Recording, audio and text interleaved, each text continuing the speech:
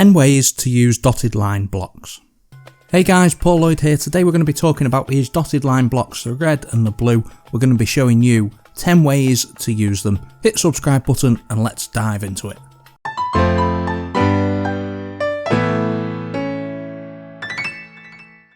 So the first thing that I want to draw your attention to is these two pipes here and the red and the dotted blue.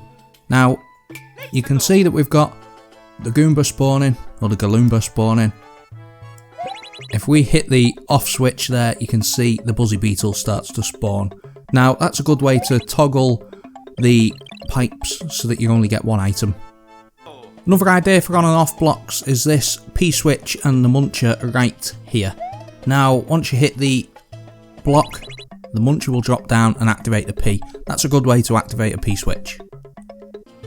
These new seesaws are a real good addition to Super Mario Maker 2. I've seen a lot of you guys using them in creative ways. Now you can turn them on and off using the on and off blocks here. You can see that I've got the red blocks underneath. As soon as we hit the switch, you can see that the seesaw starts to activate.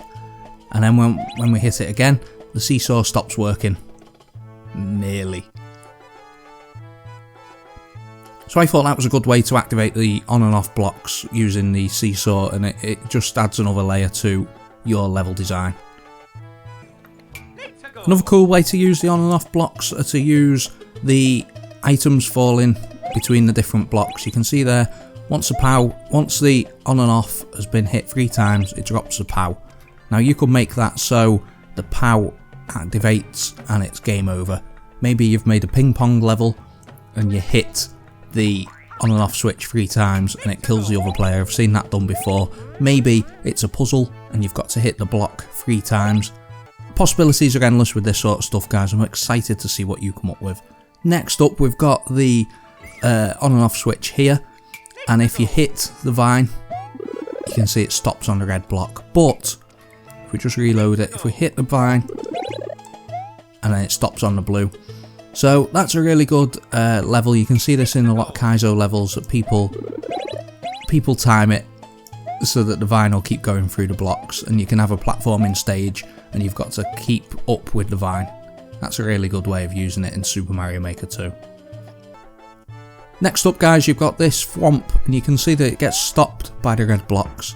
Now you've got a little section here, a little platforming section where you've got to go in quick, and then the thwomp gives you a mushroom.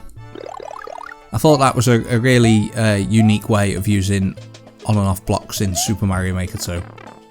You can also kill thwomps, and we'll go back to that a little bit later on.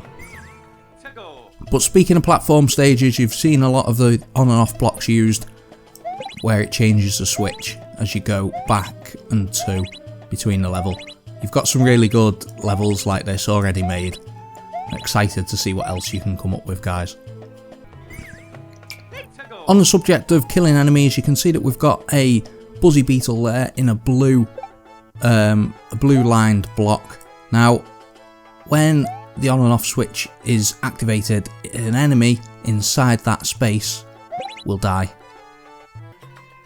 So we've got this contraption here, and you've got the green Koopa Troopa that's got to get across the note block and drop the vine down. That will enable you to get across that gap. Now you can do this by hitting the on and off block. Koopa Troopa will travel across and you can get across then using this handy vine that's fallen down. Last but not least, you've got this little Kaizo trick here that's been discovered where you can land underneath the off switch just as the blue block spawns, and you can jump off the blue block. You can only do that while you're ducked, while you're crouching, and it's quite hard to do. There's quite a few training levels, quite a few practice levels out there. I'm sure that you guys are going to make good use of this. Whether or not it gets patched out, that is one thing to be seen. Hopefully you guys have got some inspiration from this. If you have, let me know down in the comments section. Hit the subscribe button if you want to see more tutorials like this, and as always guys, take care.